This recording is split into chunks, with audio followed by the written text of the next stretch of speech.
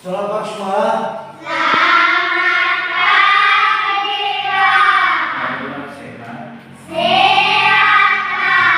Semuanya hadir. Oke, baik. Kita absen ya. Irfan Andrea Gule, Ridwan Marcelino Gule, Raja Gule, Fabian Gule. Oke, semuanya hadir ya. Nggak ada yang absen ya. Nggak ada yang absen kan? Oke, baik. Sebelum kita mulai materi kita, terlebih dahulu kita berdoa. Siapa yang bisa membawa kita dalam doa? Oke, silakan.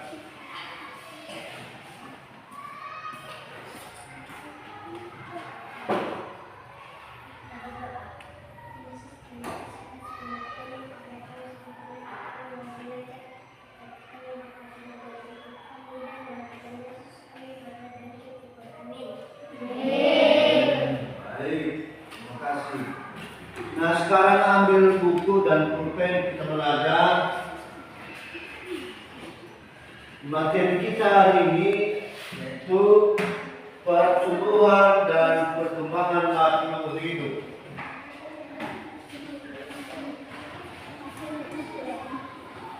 Pertumbuhan dan perkembangan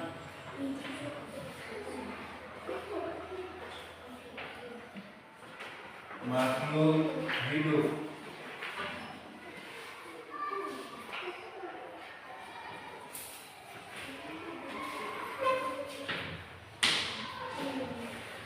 Ini adalah materi kita hari ini. Pertumbuhan dan perkembangan makhluk hidup. Baik, apa itu yang dimaksud dengan pertumbuhan dan perkembangan makhluk hidup? Pertumbuhan dan perkembangan makhluk hidup adalah dua proses yang alami yang terjadi pada semua makhluk hidup. Itu adalah arti dari pertumbuhan dan perkembangan makhluk hidup. Yang artinya pertumbuhan ini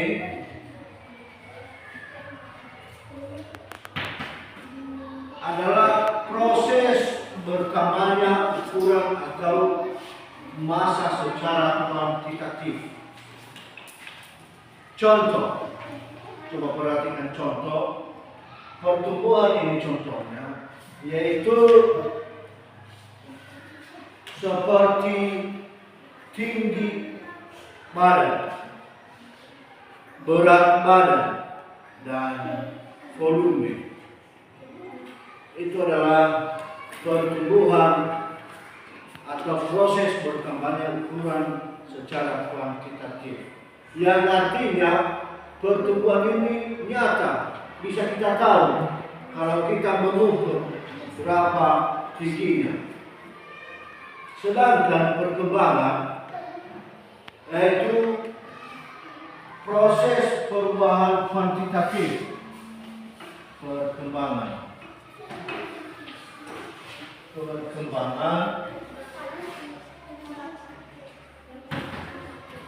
proses perubahan kuantitatif.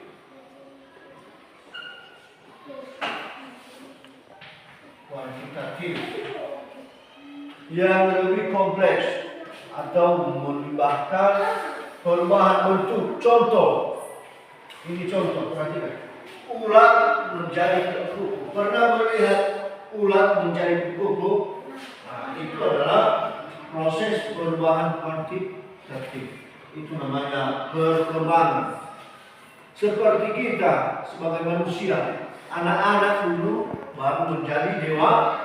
Itu namanya perkembangan. Nah, berikutnya ada dua faktor yang mempengaruhi. Yang pertama, genetik dan lingkungan.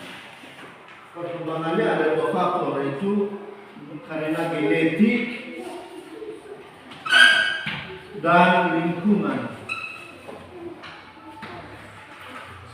Kenapa bisa berubah? Karena genetik, karena informasi genetik menentukan potensi pertumbuhan dan perkembangan maksimal. Sedangkan lingkungan yaitu karena nutrisi atau suhu dan cahaya itu adalah bisa mempengaruhi pertumbuhan dan perkembangan. Selanjutnya, ciri-ciri makhluk hidup. Ciri-ciri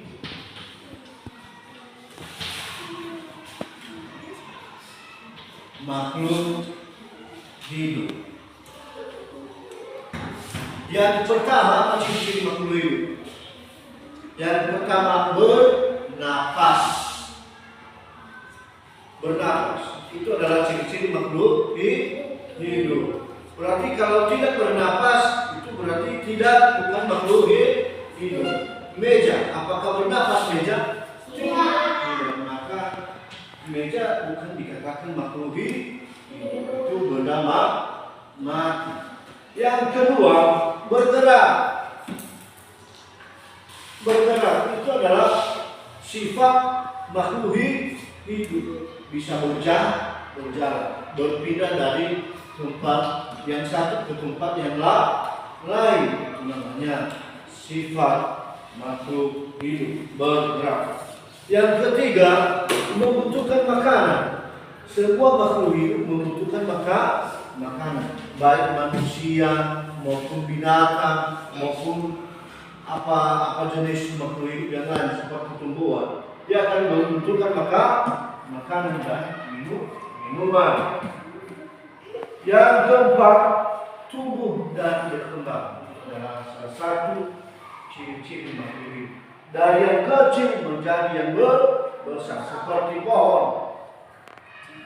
Kalau pohon kita tanam seperti durian sudah kecil, lama-lama menjadi besar dan berbuah.